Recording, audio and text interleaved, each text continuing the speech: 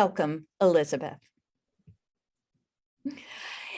Now, in order to understand where we are now, I think it would be helpful for us to briefly look back on what has been a big year for voting rights that really is not like any other in recent memory. After the biggest voter turnout in a century for the 2020 election, a turnout where Black and Brown voters in particular surmounted obstacles to cast their ballots in record numbers, there was almost immediate backlash.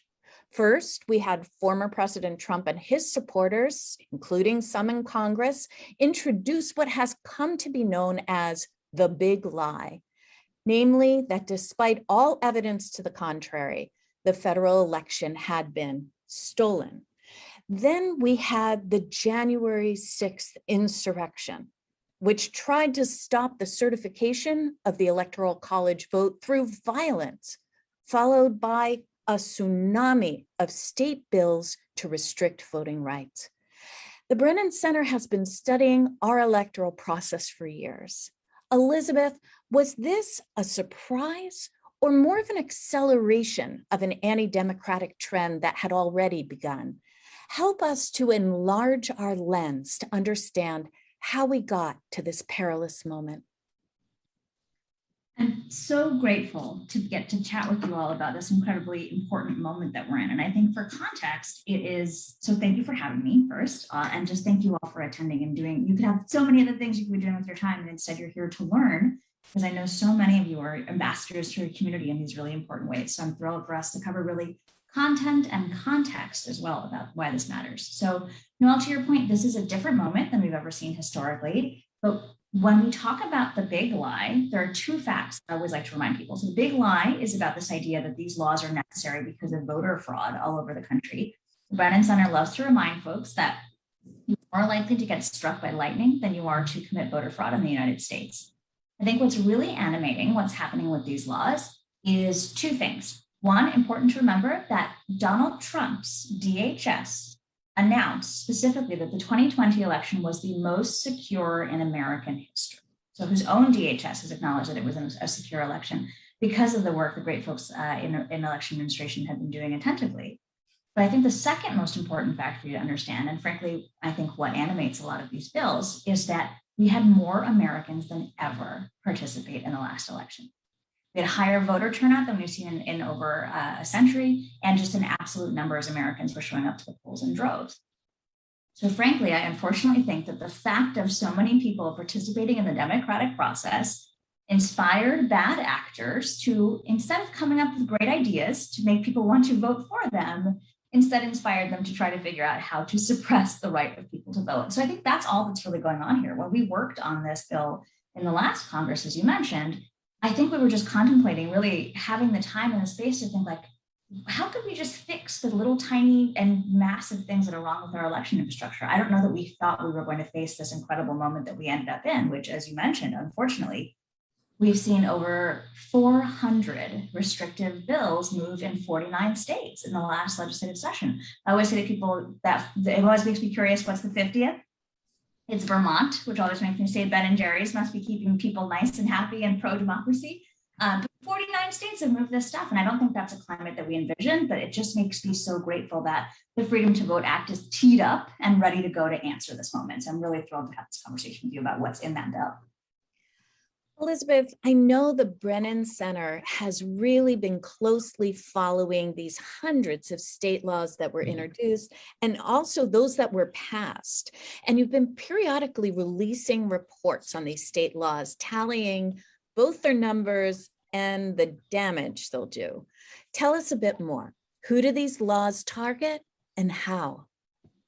They're heartbreaking in their creativity, where really someone, as I said, is sitting around and thinking, how can we limit people's access to vote? So it's like in Texas, for instance, we saw a proposed bill to restrict mail ballot voting to only people who are over 65. But there are 1,000 reasons why you would want to mail ballot vote. And most importantly, what is America losing by letting you submit your vote securely by mail, right?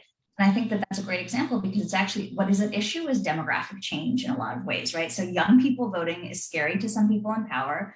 especially knowing, for instance, right now that Generation Z is 48% non-white, and is also the most educated generation in American history. So the idea of them fully participating sort of frightens people. I always tell young people that this should inspire you to vote. Part of why they want to take it away from you is because you're so powerful. In April of 2020, believe it or not, millennials and Gen Z together surpassed the baby boomers as the most powerful voting bloc in America. So if there's any evidence about why you don't want young people to vote, it's because if young people voted, they could literally change the course of elections, right? So I use that Texas example as one. To other things that you mentioned, as you said, 33 states in the last session, 33 laws have been passed in 19 states in the last session to make it harder to vote. So like I said, Texas, there's mail voting. In other states all around, it's just generally making early voting more difficult. There are harsher voter ID requirements. Some things that are kind of scary that we're seeing at the Brennan Center identified as a trend is in 4 states, Georgia, Kansas, Texas, and I believe Iowa. There are stringent criminal penalties on people who are helping with elections, which is really scary. So the idea is to deter people from doing that civic work to really help administer our elections safely. So in Georgia, I'm sure you guys have all heard, there's really terrible stuff like limiting the provision of water and snacks in line. Anybody who's paying attention knows that in Georgia in the last election, some folks were in line for 10 hours. What does our country look like if you can't go bring an elderly person standing in line for 10 hours a glass of water, right? That's addressed in the Freedom to Vote Act. We also saw in, I think, Iowa and Kansas as well, there are criminal charges for helping someone who needs help to vote turn in their ballot. So we know that it's really critical for folks who might be elderly or homebound or for whatever reason need assistance to turn in their secured, safe, sealed ballot. And there are potential charges that would be leveled in those states. In Texas, and again, election officials in Texas could be up for prosecution, hold on to your hats, guys, for helping and encouraging voters to request mail ballots. There is no justification for a law like that. If you're saying an election official can't encourage a person to request a mail ballot, what you're saying is I just don't want people to have the access to vote. And so that's why I'm really excited for us to talk. Oh, also Texas, again, just crazy because we're in this pandemic. We saw how important these things were. Texas's law would ban 24-hour voting, which, as we know, would affect so many people who don't have regular bank hour jobs. And it would also ban things like drive-through voting, which were really critical in the pandemic. And we've demonstrated in this last cycle, again, with the highest participation we've ever seen, we've demonstrated how safely and securely those sort of innovative methods of voting can be. So it can be done. So I will leave it at that. I don't want to prattle on, but those are some of the scary things we've seen. And I start you with the scary things because I know we're going to get to the great things. So that's the FTBA.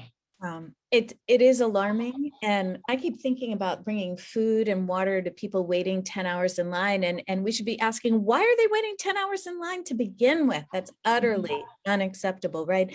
Look, some of these state laws that have passed would actually open the door to elections being overturned. This is incredibly troubling. In this instance, would it be correct to say that anti-democratic politicians there are targeting the process itself as opposed to targeting the voters? Can you tell us more about this? So I think exactly the strongest instance of this that I think was the most jarring was seeing Georgia just say that we wanted to be able to allow some officials to insert their own judgment in the place of other officials. And I will tell you, even as an elections counsel, my immediate reaction to that was, is that legal? I didn't even know, because it never even occurred to me that somebody could just say, what if we made a law to be like, just kidding about people's votes, right? The great news is that in the Freedom to Vote Act, is it helpful now, Noelle, if I just sort of like get into that a little bit? That was in the bill there. So this bill would specifically, through efforts of folks like Senator Warnock, Senator Ossoff, and Senator Klobuchar, there is really robust protections for, again, the stuff that we think a Disney villain could have dreamed of this up. There's no other reason it would exist. So one thing that's really important to point out, this is from Senator Warnock's Protecting Election Subversion Act. This bill just plainly states, hey, we're going to remind everybody that under the United States Constitution, there's a thing called the Elections Clause. It's Article 1, Section 4, Clause 1, for you guys who are taking notes at home. And the Election Clause just broadly says, the Congress has the power to regulate the time, place, and manner of elections. So using that power, we're going to do stuff like stop the states from doing what I believe the technical term is crazy pants stuff, like inserting their own judgment for the judgment of the voters. So this bill, for instance, would make it so that statewide administrators could only suspend or remove or relieve duties of local administrators for federal elections if there is gross negligence, neglect of duty, or active malfeasance. So without having stated that before, which is now stated expressly in the Freedom to Vote Act, the standards were kind of unclear about why you could remove somebody. You could use your own discretion. Now, the Freedom to Vote Act would remove all of that ambiguity, just say, nope, it's got to be gross negligence, neglect of duty, or malfeasance. Additionally, the bill would strengthen protection for election workers and help them be protected against intimidation and harassment, which we again have just seen as such an ugly byproduct of what happened in our last election. So we also would protect them when they are counting ballots, when they're certifying elections, when they're canvassing. That whole continuum of activity becomes sort of this protected behavior on the Freedom to Vote Act. And I also love, you and I have talked a lot about how nothing really matters unless you have remedies or enforcement for that. And this bill would actually empower voters to directly challenge laws that they find to make it harder to cast a ballot. Or to have your ballot counted. That's in Senator Ossoff's work. And then finally, this bill also does, I really think it just nuts and bolts. It also just protects your election records so that folks can know that there is the election infrastructure that's also secured so that when their ballots are casted, that those ballots are casted properly and that they're counted as casted. So they really thought of everything. And again, unfortunately, in response to the triggers of bad conditions that were happening out of the last election, that this bill is sort of a gorgeous package of all of that stuff to protect the integrity of your vote and the knowledge of the voter that your vote was cast as counted, which I think is a really central part of our belief in our democratic systems. It absolutely is. And all of the provisions you just mentioned are all a part of the Freedom to Vote Act. Yes.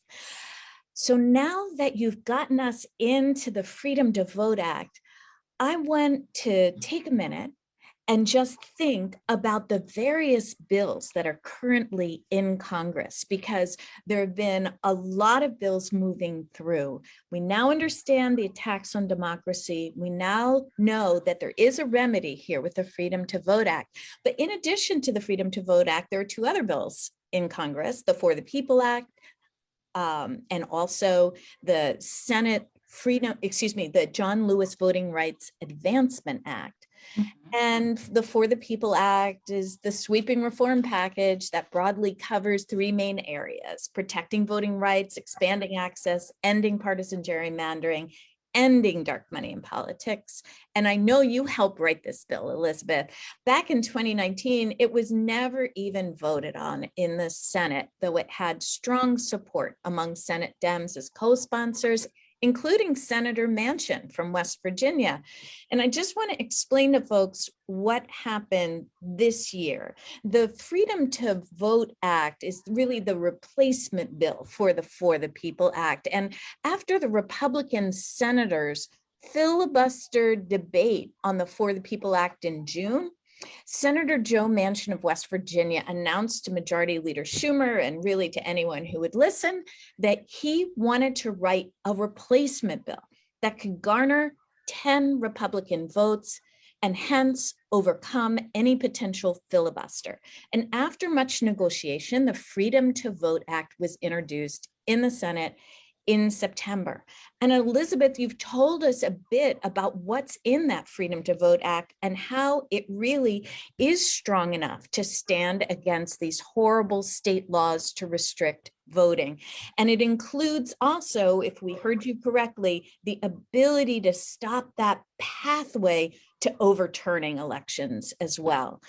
So on everybody's mind right now, is it already too late? Tell us why it's not too late, Elizabeth. I mean, congressional maps are being drawn. How will this Freedom to Vote Act in particular stop these state laws in time? And tell us a little bit more about the remedies that are there and the kind of speed with which those remedies could proceed. Well, Noel, I only touched on the tiniest bit of what is in the bill in response to some of those elections. More, yes. Can I tell you more about what's in this amazing bill? It is literally, my family teases me because they're like, we know about it. You talk to people about it in the bank, at the grocery store. You're clearly so excited about it. So every chance I have to tell people about what's in the bill, it's not just, and I think this is a really important thing for us to hold on to. we are not just playing defense with this bill. This isn't just, hey, bad guys are doing bad guy stuff and we need to say, hey, please stop doing that.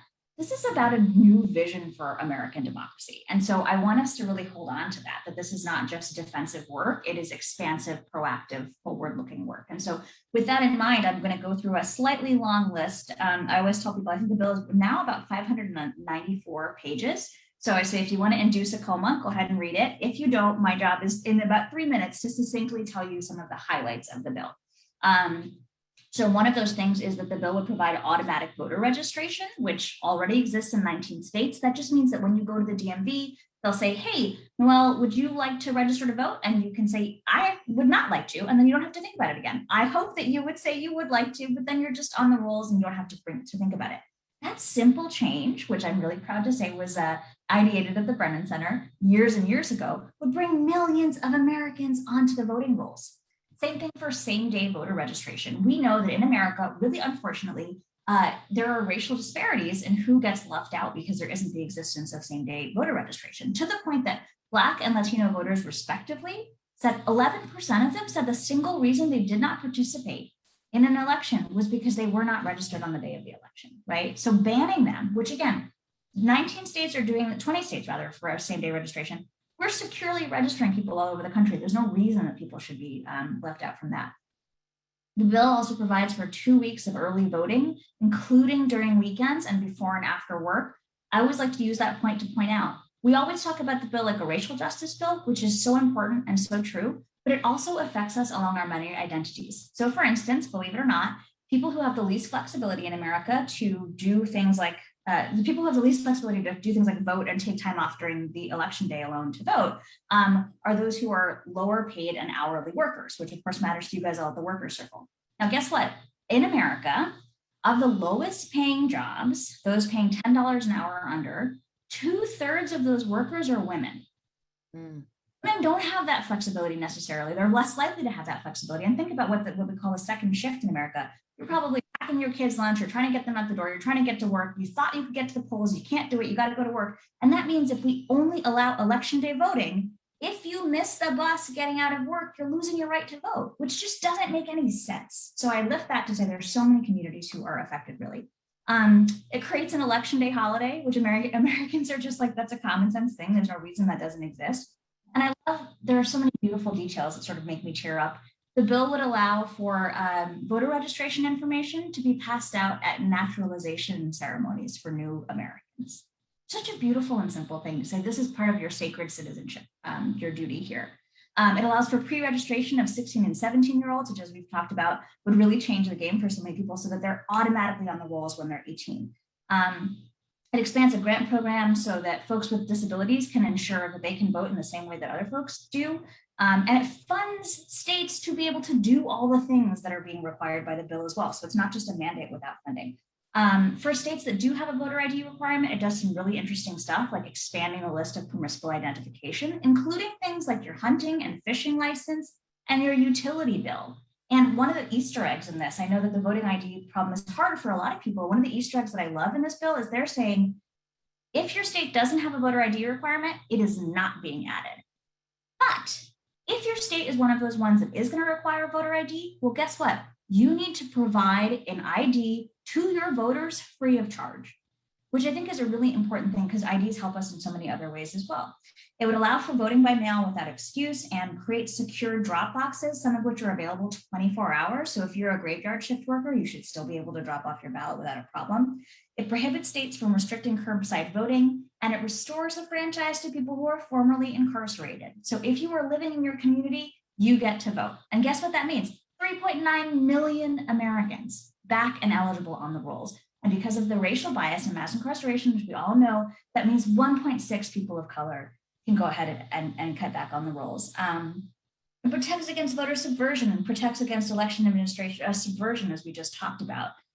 Grants are in there for paper ballots. Like I said, it gets you to pass out food and water in line. And to your point, Noelle, about a world where there should never be a 10-hour line, the bill mandates that we have to have lines that are only 30 minutes. And like I said, you should never have a 10-hour line again, because you can vote by mail, you can vote in your car. I tell people I feel like Dr. Seuss when I'm like, you can vote in your socks, you can vote in a hat, you can do, there's all sorts of ways that you can now participate securely in your vote. Bans partisan gerrymandering, and we'll talk at the end about my very favorite thing in the whole bill, which we don't talk about enough, is the campaign finance reform that can fundamentally change America. So I'm sorry I'm that boring girl at the party that pulled you aside to tell you all this stuff, but I'm just so excited about the things that we don't talk about in the bill. And focusing only on the villains, I think, sort of makes us overwhelmed. It takes power away from the really visionary package that's been put together. That's the Freedom to Vote Act. So thank you for letting me blather on about everything that's in there, but I hope that's a good overview.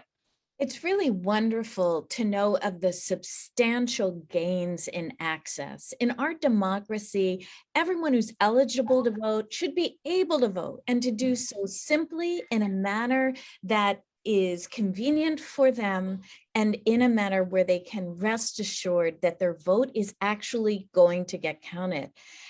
So what I want to ask about right now is timetable. Right? Congressional maps for 2022 are already being drawn. You noted partisan gerrymandering, that this bill would protect, the Freedom to Vote Act would protect against that. The clock is ticking. Tell us why it's not too late, Elizabeth.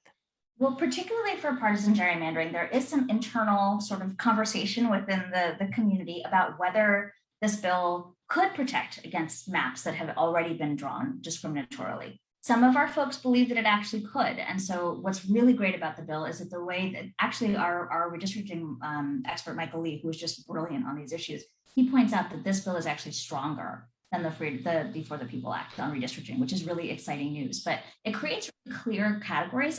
This is something that knocked my socks off, is that there are just no standards currently for how you draw bills. And so we constantly talk about how there's like legitimately smoke-filled rooms where a lot of this stuff is happening.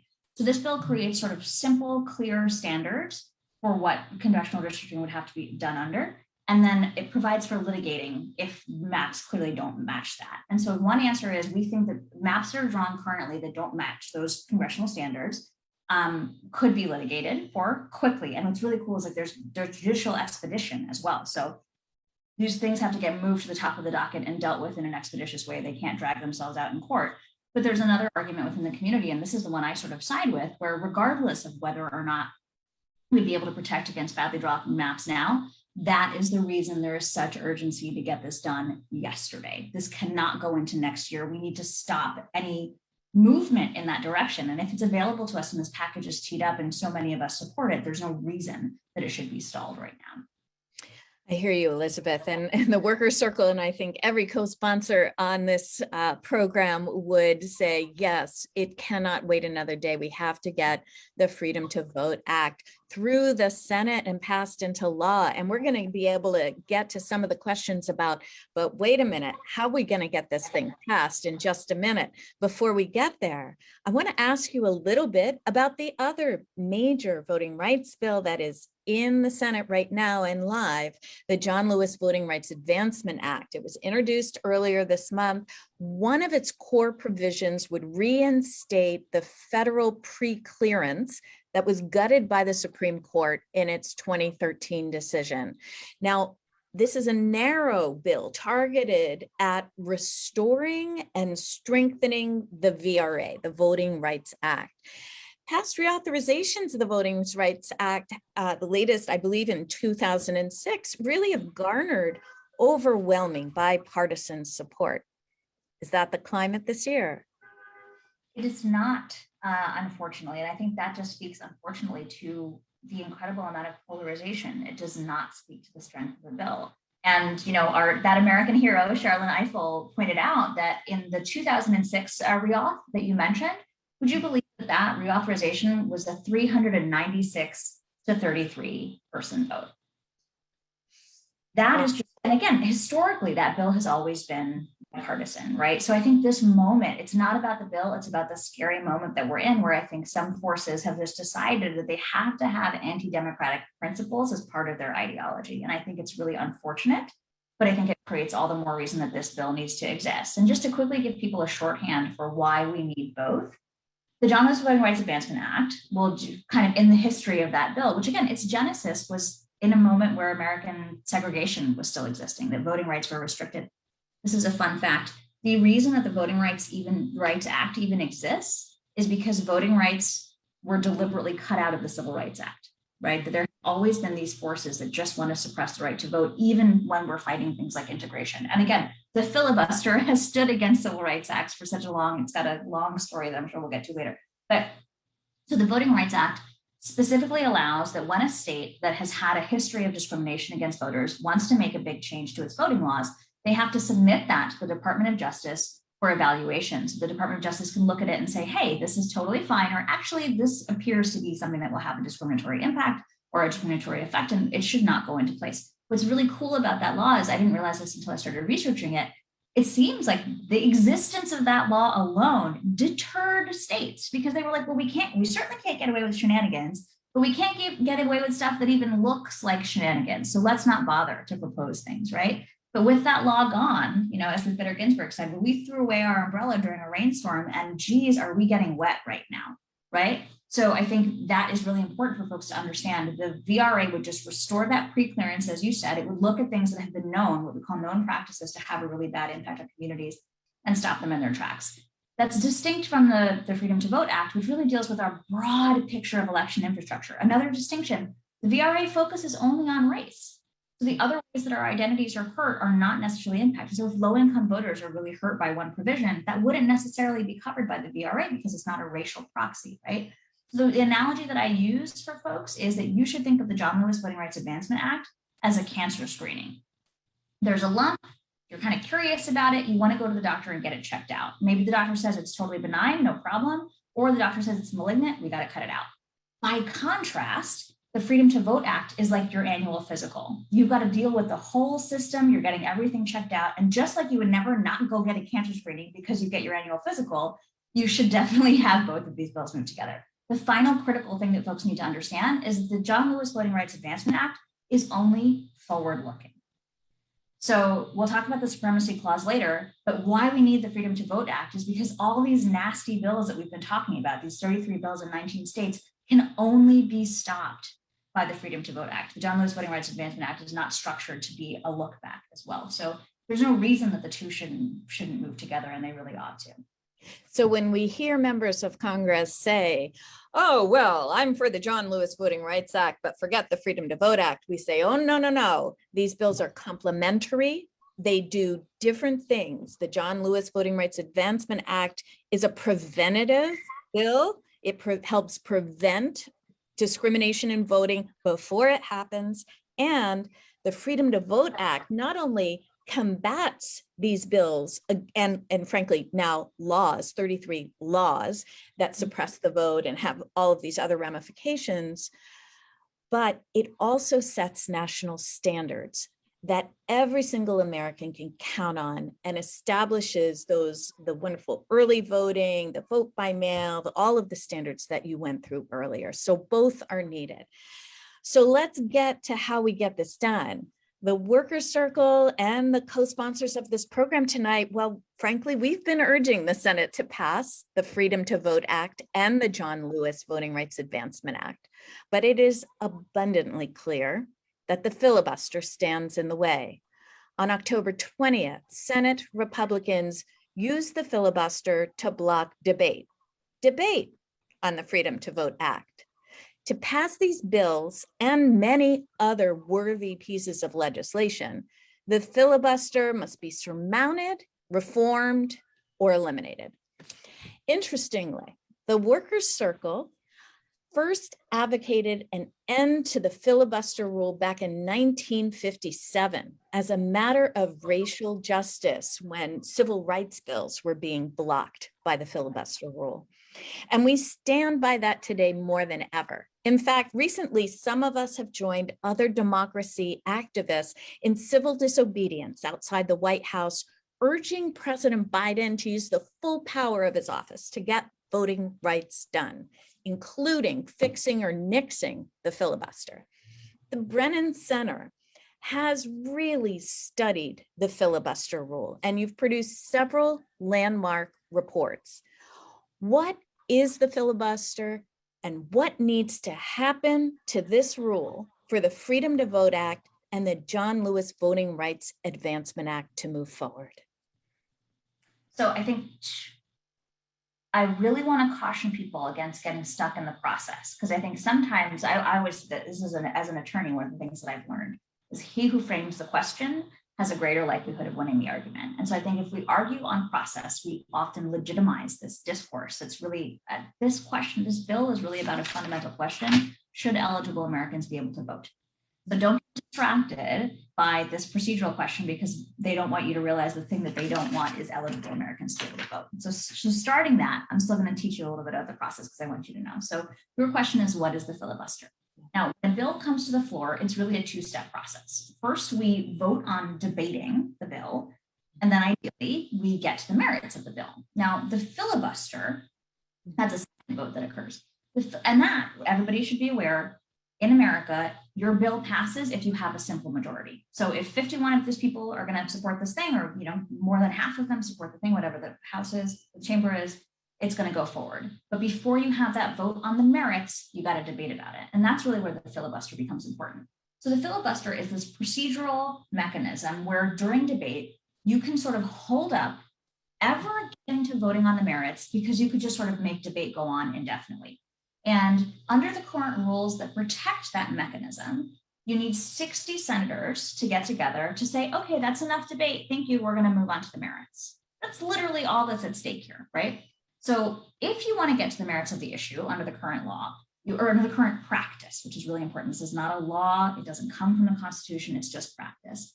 You need a group of 60 senators to sort of break that threshold. And that's why people are so focused on this 60 senator thing. What I want to clear up with you right now is that people need to know that there is what I think of as a procedural loophole.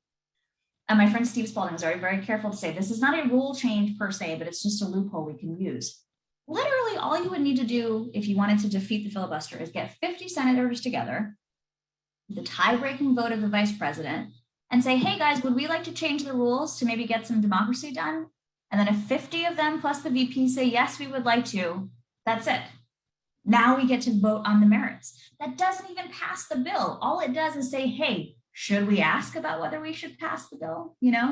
So the filibuster to me is sort of death by committee. It's not that complex. It's just saying, should 60 people be able to stop, or should a lack of 60 people be able to stop stuff from moving forward? And so I hope that clarifies for you. We just need the people who support this bill, who in this case are 50 Democrats and the vice president, who are all on the record, to just get together and say, we've done all this work. We've done years of work to put this package together. What if we just passed it so we can move on to the rest of governance? We're going to go soon to questions from the audience. But before we do that, I want to ask you something. I mean, Elizabeth, you have been traversing the country via Zoom, speaking to tens of thousands of people, tirelessly educating, informing them on the history, the bills, on what's at stake right now. I want to know, what do you see out there as you're there interacting with people? What do you see there that gives you hope for our democracy in this moment? There are two parts of it. The first part of it, as you said, is I had the privilege of working on this bill in the 116th Congress. And I'm sure you've heard me say, we got Christmas Day off. That's all we got. Like, that's how hard we were working on this thing constantly. It was all we were eating and sleeping and breathing. And I was sure, looking at the package that we put together, that we were looking at, as you said, Mother Jones called the greatest democracy reform since the Watergate era. I thought, this is why I became an attorney, right? So important and amazing and beautiful. The day passes in the House. I'm sitting on the House on the floor, watching John Lewis speak for the bill. It was transformative and one of the most important moments of my life. I watched the bill pass. I felt like angels were going to be flying over the Capitol. And I get home, and then the next day, literally nowhere. No one is talking about this. No one has any idea what's done. The New York Times was maybe on page 4. They had a coverage on the bill saying, they didn't even name the damn thing. They were like, nowhere did it say the For the People Act. They were just like, Democrats have done some annoying technocratic thing. Nobody cares. It's never going to amount to anything. Could I have imagined, fast forward a scant few years later, I was told when I joined Senator Harris's team in the Senate that it took 8 years on average for a bill to go from ideation to passage. And it was threading this needle in a very specific way for that to be possible. There were 10,000 options for failure and only one for success. So knowing that about the Freedom Before the People Act, if you had told me that you and I would be on a Zoom with all of these people, that I would have literally, as you said, I have spoken to thousands of people about this bill. We had tens of thousands of Americans take to the streets, and you know better than anybody, Noelle, you organized, you were part of this beautiful civil disobedience where people are getting arrested. And I hope it's okay that I share this story. It broke my heart when you told us that you got arrested to support this bill, and that they had to saw off your wedding ring when they booked you because you've been wearing it for 28 years. That's how important this was to you. And that story still moves me right now, and it's one of thousands and thousands of stories of people all across this country who say to me after, I remember marching for this so long ago, right? Or I'm an advocate who cares about climate change and I have a disability, and why can't we just get this thing done so that my vote matters as much as anybody else, that every American has a stake in this way that is foundational and profound. And I think that's what inspires me to keep doing it, is because it matters so much to all of us to get it done. And what I have seen is this momentum that I could not have imagined, that we got President Biden finally to say, yeah, we just got to get this damn thing done. That is the responsive work that people like you have been doing. That is responsive what the Worker Circle has been organizing around, what so many of our friends have come out to do, that relay in West Virginia that just was amazing. There is momentum like I have never seen. And I say this with my professional former congressional staffer hat on. That is actually the thing that makes the difference. That these guys don't give a damn if no one is paying attention. And when you show them that they're paying attention, what you actually see, and I remind people about this all the time, I don't have a crystal ball. What I can tell you is that Joe Manchin wrote an op-ed that the American media tripped over themselves to report breathlessly on the death of the bill, where Joe Manchin said, absolutely never, not over my dead body. Now in Washington, I don't watch what they say, I watch. And what did they do? Joe Manchin has now led a package that is transformative. So if there's any indicator you need about the possibility for this to pass, the person that was the greatest obstacle is now the greatest advocate. That should tell you something about what the power of your advocacy has achieved. And if you will let me, Noelle, I just want to get to the other sort of little piece about what gives me hope about this. The literal of the bill is called the Freedom to Vote Act. But the thing that I am most inspired by and what gets me out of bed every day to talk about this, and I'll admit, really, before I started this work, I thought campaign finance was a snooze fest. I did not care. Until I realized that who controls the money to get people in seats controls the policy that gets lifted up. So I'll leave you with this. We talk about the Freedom to Vote Act. This bill also is the first time I've ever seen a question posed in our American democracy that asks, unrelated to voting, what infrastructural change would it take to actually let the American democracy reflect the American people? And that is the campaign finance reform in this bill. It is a voluntary small dollar program to change who actually gets to represent us in the US House of Representatives. And so my soundbite, that if there's one soundbite you take away, one stat to blow your mind and share with a friend, the current Congress is the most diverse Congress we've ever had in American history, the most diverse. That most diverse Congress is 77% white, is 74% male, to the point that women in the House of Representatives only got their own bathroom in the House floor in 2011. It was not structured for us. It was not structured for different people. That's gender, that's race. And then in terms of our class, in the last Congress that was surveyed, fewer than 5% of those Congress people had ever reported working a blue-collar job. And I don't say that for diversity's sake. What I say is when you put those things together, suddenly realize that the lived experience of regular Americans is not at the table. And when you wonder why we don't have paid family leave or universal childcare or just healthcare that makes sense for Americans, it's because people who are impacted by those experiences are not at the table. And this campaign finance reform in this bill can change that. And so my example of that, and it's the same thing that grabs my heart, is like Cori Bush is the only person who has talked about, to my knowledge, sleeping in her car with her babies. And her experience of being homeless is part of her story that brought her to Congress. And do you know that Cori Bush slept on those steps to protect thousands of Americans in danger of eviction? What it means when you have skin in the game. That's what it means when you can say, that's my story, and I reflect it with the empathy and the love I see in other people. And so who is in a seat dictates the policies that get lifted up. And I think more of us Americans care about eviction and feeding our kids healthfully than we do about the estate tax. So why don't we put those Americans in those seats? And that is part of what is preserved in this beautiful Freedom to Vote Act. So it's not just the question of who gets to vote, it changes who we can vote for, who gets to run, so that we actually can have a democracy that, for God's sakes, finally reflects all of us. So there I am. Thank you for letting me go on about that, Noelle. That's why I'm so excited. It matters. Thank you for sharing all of that with us, Elizabeth. I want to turn to some of the questions that are coming in. And the first one I want to ask is from Heidi, who has a very specific question around voter ID. She writes, as far as voter ID goes, for those states that require it, will the Freedom to Vote Act expand what ID would be acceptable? If so, what would be the types of documents and IDs that would be included versus excluded? And I know you spoke a little bit about this before, but I think it's so important. Again, you told us that states that don't have voter ID requirements, this bill would not institute a requirement, but rather it would expand the appropriate proofs in those states where it's functioning. Just review that one more time for us, Elizabeth. So it's a really long list of all the things that are permissible ID. And that includes things like your driver's license and other state issued IDs. It also includes tribal IDs. So if you have whatever has been issued by your tribal government, that is absolutely on the list.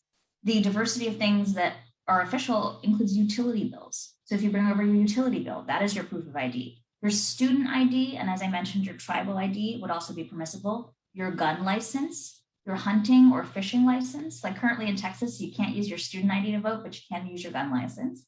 But that would change through this. So as well, and I think this is really important, your Medicare card, your Medicaid card, your Social Security, or your Supplemental Nutrition Assistance Program, your SNAP benefits, your food stamp benefits would also, those cards would let you vote. And any other document from a government entity that includes the voter's name.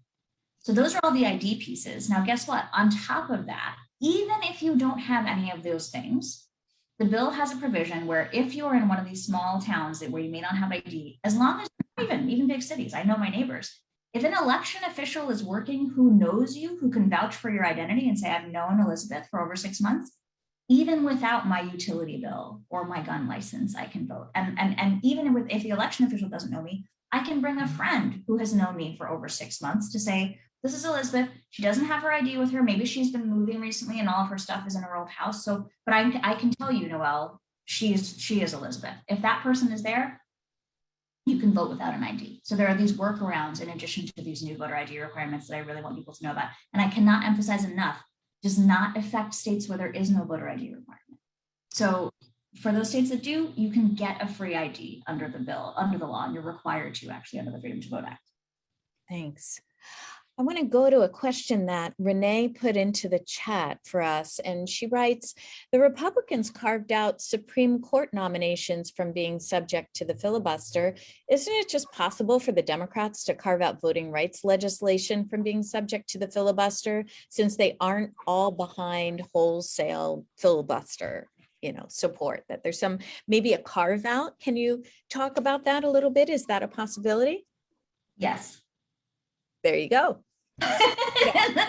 But that's part of why I think it's really important that we have conversations like this to just make people clear that, and particularly the media loves for you to be spun up and frustrated. And sometimes what's really nice is when there's an elegant, available solution. And we said it was Renee who asked it. She's hit the nail on the head. The answer is, if Dems say that they care about this and they've put together this package, they have in front of them that procedural loophole that you are now very smart about. 50 of them plus the VP say, hey, would you like to change the rules so we can get democracy done? Everybody says yes, and then we carry on with the bill. That's it. There doesn't need to be more than that. And what's amazing is your urgency has changed how that conversation is happening.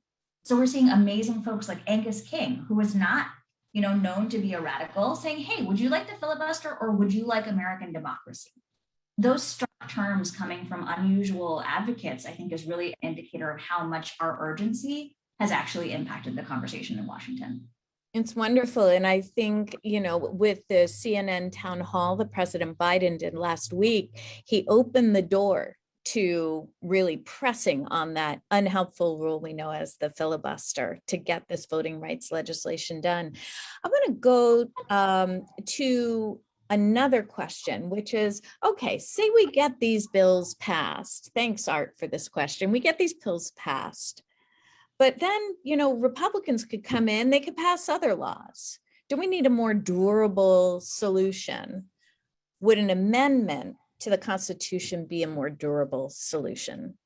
I think it's a yes and, right? So look, if you're going to give me an amendment, I'll take it. But if you'll give me the Freedom to Vote Act, I'll take it too, right? And again, I can't emphasize enough that the advocacy around this comprehensive package has made it real and possible in a way that I couldn't have anticipated. I'm thrilled about it, right? So durable would be good, yes. But I think some of the changes in here, what's kind of amazing about it too, is that people will understand these as common sense changes.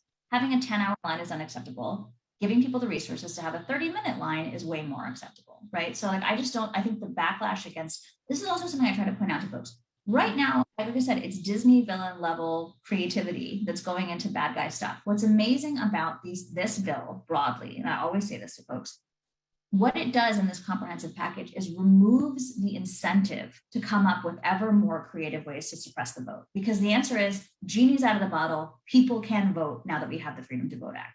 And what it essentially does for bad actors is force them to reckon with the fact that the only way they can actually deal with moving forward in America is if they come up with policies that people back. That you can't win an election through voter suppression, you will be forced to win an election through the strength of your ideas and your ability to persuade the American public. And isn't that something that all of us should get behind, right? So I think there's something really powerful there about the simplicity of this bill, is that it's complex and comprehensive because it just fixes anything you were sitting in front of your TV in 2020 and going, how on earth is this happening in 2020? It's addressed in this bill. And so I think you'd be hard pressed to then come back and sort of restrict after that. But I wouldn't say no to a constitutional amendment, certainly. It's going to be my birthday soon. I would take it. Thank you. So one of our participants, Bella, has a very concrete question. What can we do to advance these bills and turn them into law? So Bella, I saw your question and you sort of were like, what are the chances of having it passed? And I really want to reframe how we think about this. Like I said, in 2019, and Noelle mentioned, this bill was so not of consequence that it didn't even get a vote on the House floor. So to go from that to the climate that we're in, where not only has this thing passed one chamber of Congress, the House of Representatives, it's passed that chamber 2 times. It is now sitting at the Senate. It has now been rewritten to make it palatable to every senator so that the greatest opposition in the Democratic Party is now the leader of this. I need us to wrap our minds around that we had this hill to climb. We are 98% of the way there. The United States president and vice president have made this a top priority. The leader of the Democratic Party, Leader Schumer, literally let it be named S1 alongside HR1 to indicate the level of its priority. I need us to appreciate how much we have done, that we are 98% of the way there. So I think there's a great pollster who we listen to who says that the opposition to this bill is not the opposition. The opposition to this bill is cynicism. And I remember Jane Mayer's brilliant piece that said Republican strategists were freaking out because Republican voters love what is in this bill. The only people who are opposed to it are Republican leaders because they are the one who stand to gain. That's why Mitch McConnell is so dismissive about it. And Ted Cruz tells lies about it, frankly, which is very upsetting to me. But I think when you realize that most voters, when you say, hey, do you want billionaires to control our election? Democrats, Republicans, and independents go, no, that's not great. I don't want that. So I think the reason that I raise that is because, Bella, to your question, media and folks like Republican leadership are focused on making you feel like this is impossible. And I need you to remember that it's actually incredibly possible, that this work has made it possible, going from Elizabeth on the House floor in 2019 to today, where we're talking about this nonstop and it's being covered in all the papers and all that stuff. To your question about what we can do to advance these bills, it's not only conversations like this. I need you to call your senators, even if they're supportive. I need you to call your House of Reps, but I always tell folks that is one phone call.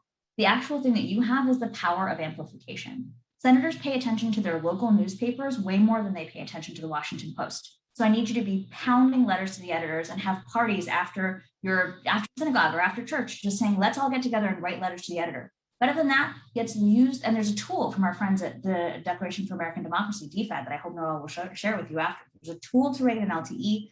Sierra Club is helping us write handwritten letters to the 6 people in the White House who can make this decision. That we know matters a ton as well. And I always say, folks, write op-eds in your local paper. My favorite one that I sort of take off my Brennan Center professional hat for is to host a town hall. The silver lining of pandemic is that we can all be in each other's living room. Invite your senators to that town hall. And guess what? Ask them, now that you're equipped with all this information, excuse me, Senator, why would you stand against a 30-minute line to vote? Excuse me, Senator, why would you not stand up for just same-day voter registration? If they show up, you can have that conversation. Guess what? If they don't show up, that's a gift to you too, because that op-ed writes itself. Where you're saying, is Senator so-and-so so busy that she can't pop up on her computer for 20 minutes to talk to the people who voted her into office? And if so, do we trust her to be running our country? So I share those as all specific things to remember you have power as an amplifier. And that's the final thing. I need you to talk to everybody you know in the bank, in the grocery store, at services about what is in this bill. Because I had this great moment. I was listening to NPR the other day, and Kristen Gillibrand was on the NPR, and she just said, here is what is in this bill. And I have all I knew about the bill, because I've been so focused on the voting stuff, is that it's $3.5 trillion. I didn't actually understand what was in this bill. And just hearing Senator Gillibrand just say, hey guys, this is what was in the bill, just made me sit back and go, oh God, I gotta call my senator. You know? And I think we can do that with each other. We don't care about what the media says or what we're hearing on TV commercials. We care about when our friend Anne pulls us aside and said, girl, let me tell you about what's in this bill. And then you then organize a knitting party to get together and go talk to your senators and do the relays and do all the stuff. So that's actually the thing that they listen to. We can embarrass them into action. We can inspire them into action. And that's what these stories that we're telling each other now about Noelle's wedding ring are doing. And so I tell you, the fact that Joe Manchin is leading this, you should hold on to in your heart as an indicator of how much this is working. And we are 98% of the way there, Bella. So do not believe these liars about where we are. Be inspired by the power that you have by being here. Oh, thank you, Elizabeth. And to everybody on the call, I want to remind you in just moments, we're going to light up the phones, calling our senators and driving home the message that we need these bills passed and to not let the filibuster stand in the way. Elizabeth, you can I just make one more plug? Our friends at Common Cause have this genius thing. People don't really understand. If you call Joe Manchin and you don't live in West Virginia, that doesn't matter that much. But guess what you can do? Common Cause has set this up for us. It's genius. You as an interested voter who's now been educated, Jasmine wants to call up, she just picks up the phone. She has a list of people through Common Cause that live in West Virginia who are West Virginia voters, who are Arizona voters. You call them and say, citizen to citizen, here's why you should care about this. Danielle, this is why I need you to care about this. And then that voter who is in the state that matters to the senator can then call on your behalf. So this is like a citizen web that I think is really important. So I encourage people to take that action as well through our friends at Common Cause. Sure. And when the email comes out following this, we're going to include a number of ways to take action.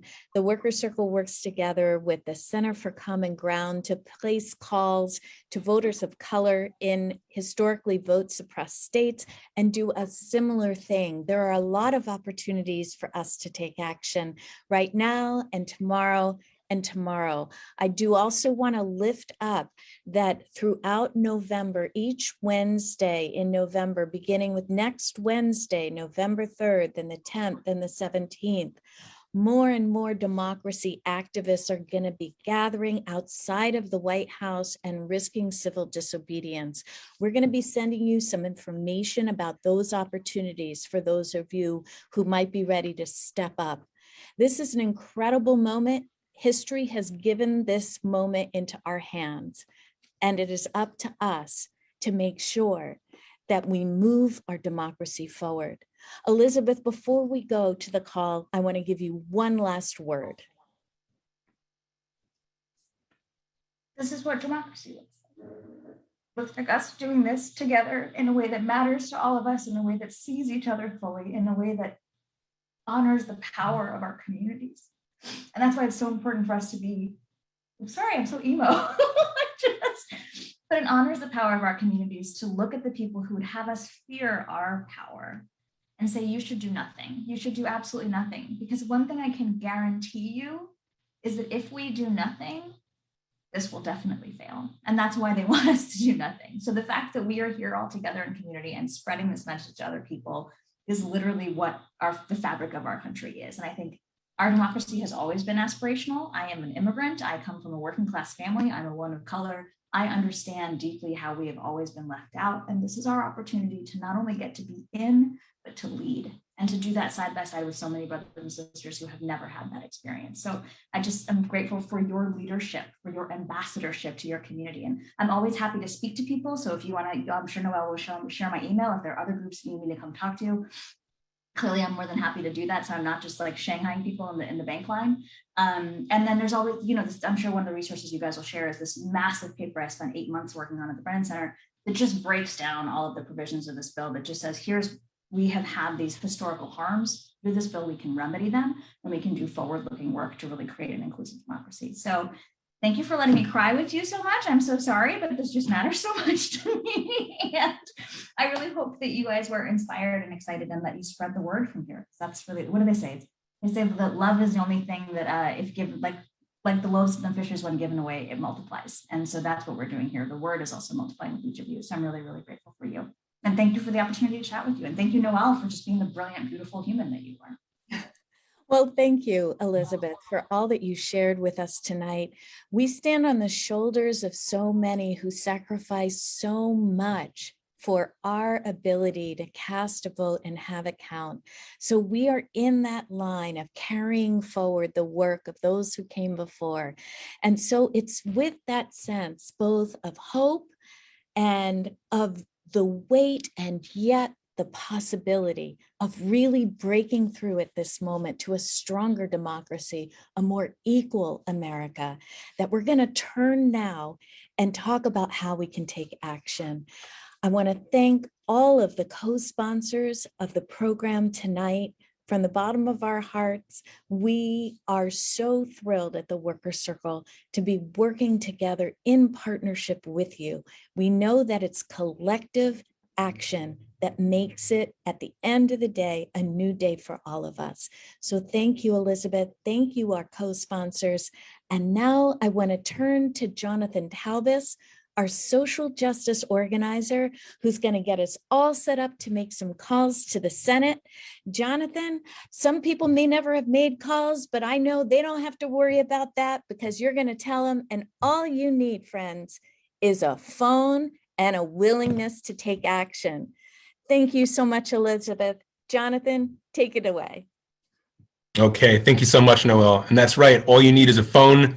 I'm going to walk you through a very, very quick phone bank right here. I just want to say I feel really lucky to be on this call, with dozens and dozens of activists from across the country, to be able to learn so much from Elizabeth Hira.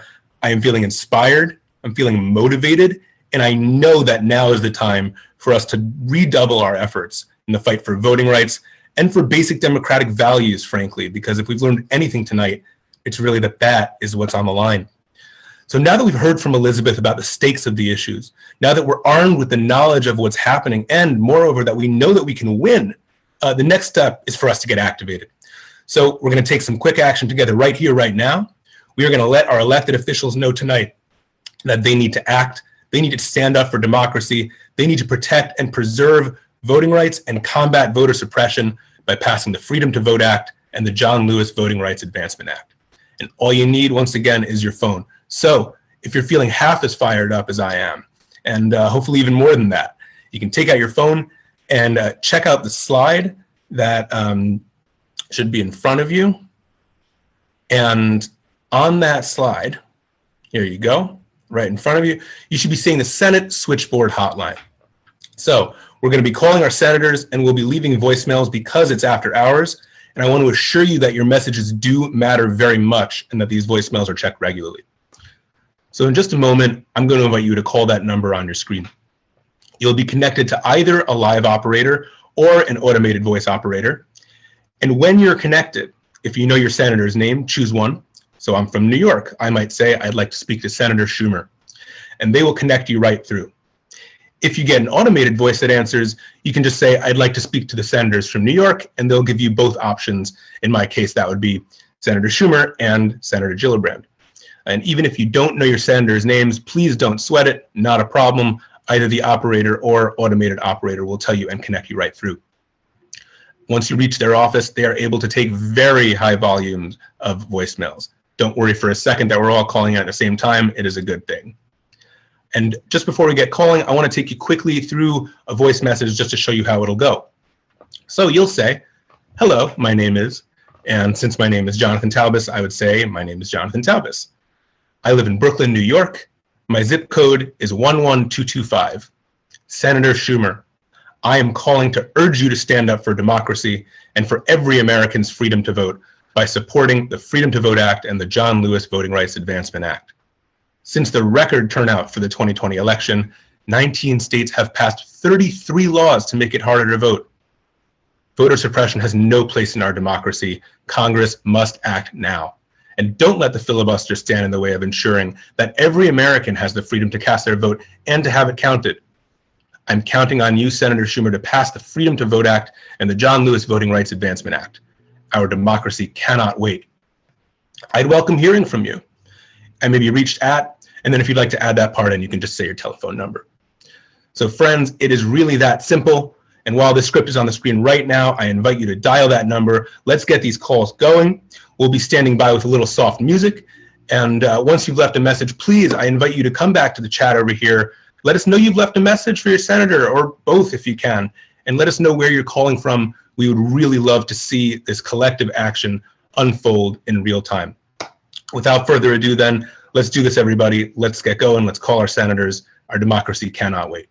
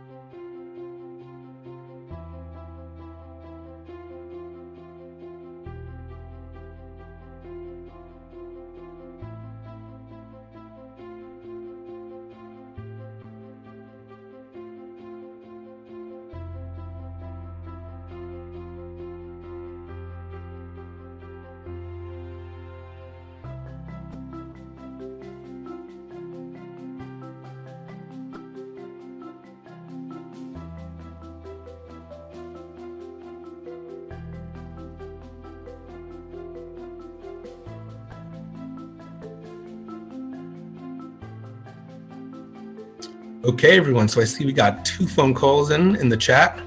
Ann left a message for Senator Schumer and Noel to Senator Gillibrand. But I know that we have folks from across the country, and I would so love to see where everyone is calling from. So don't be shy, and feel free to chime in the chat.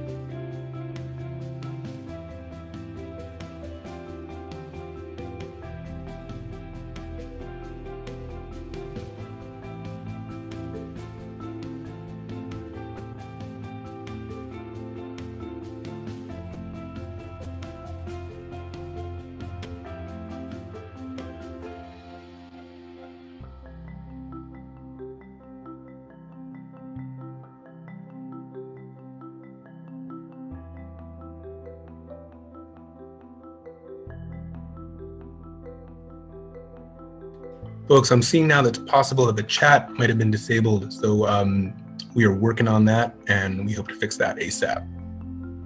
But I'm glad to know that folks from all over this great 50 states are making calls.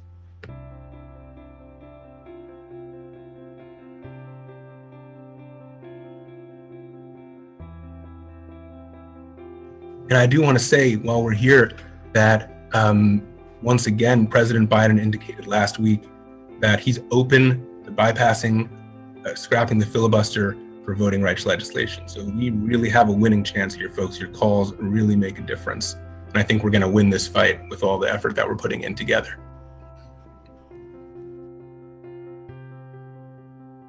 Okay, I'm seeing that Arlene from Tennessee left a message for Senator Blackburn.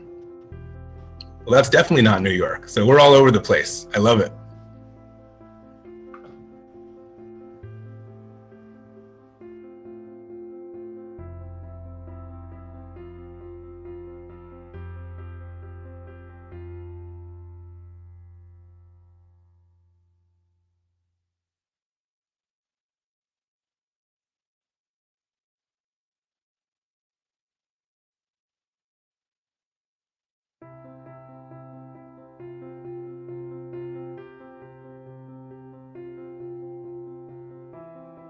Liz from Texas called both Senator Cornyn and Cruz.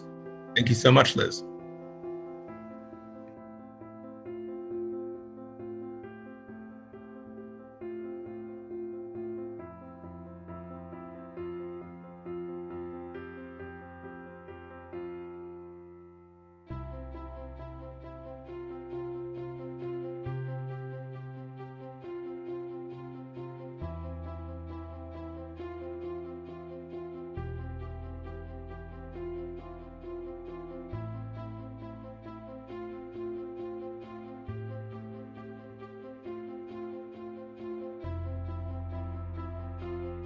Now we got another caller from Tennessee. Renee from Tennessee set up a meeting in Nashville. Wow, that's incredible. Meet with Senator Hagerty about these bills. Now that's incredible. That's wonderful. Thank you so much for your advocacy. We're gonna win this together, everybody. We're gonna win this.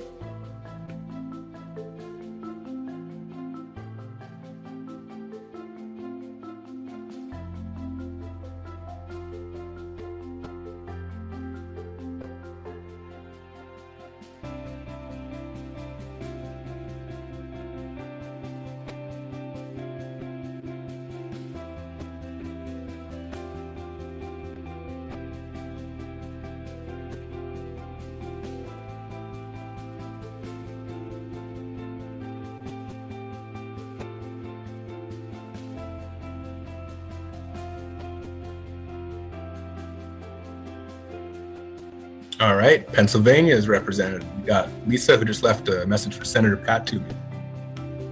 All over the country, folks. Voting rights is an issue that matters in every state. And someone from California just sent emails to Senator Padilla and Feinstein. Very important.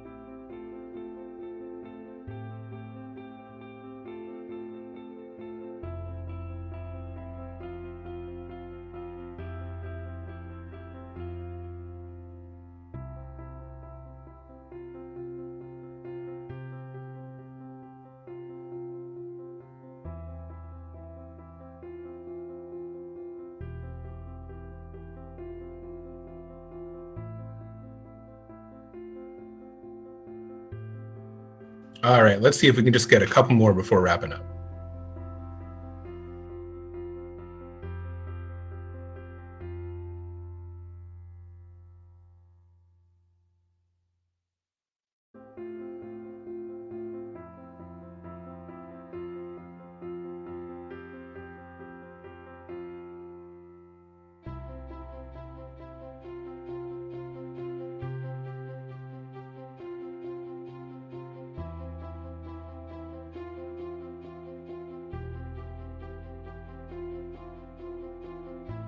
Okay, Martha from Oregon contacting both senators. Thank you so much.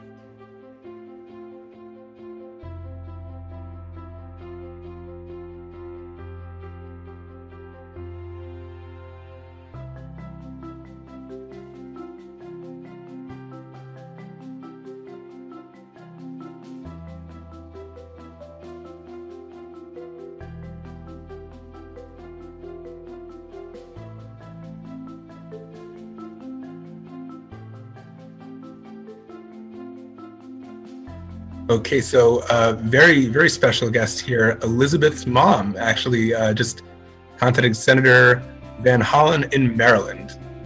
Shout out to Elizabeth's mom, who must be very happy and proud tonight.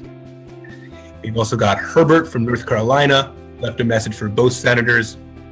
And Kathy Meany left voicemails for Senator Schumer and Senator Gillibrand. So back to New York. It's really inspiring, folks, to see from all over the place.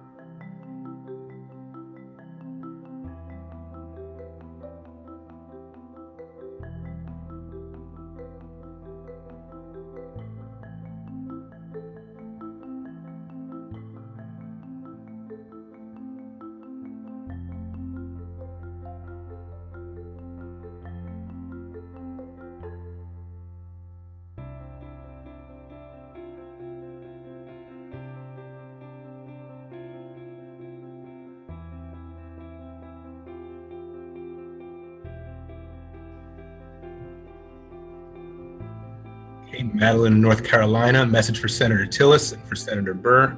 We got a lot of folks from North Carolina tonight. Good to see.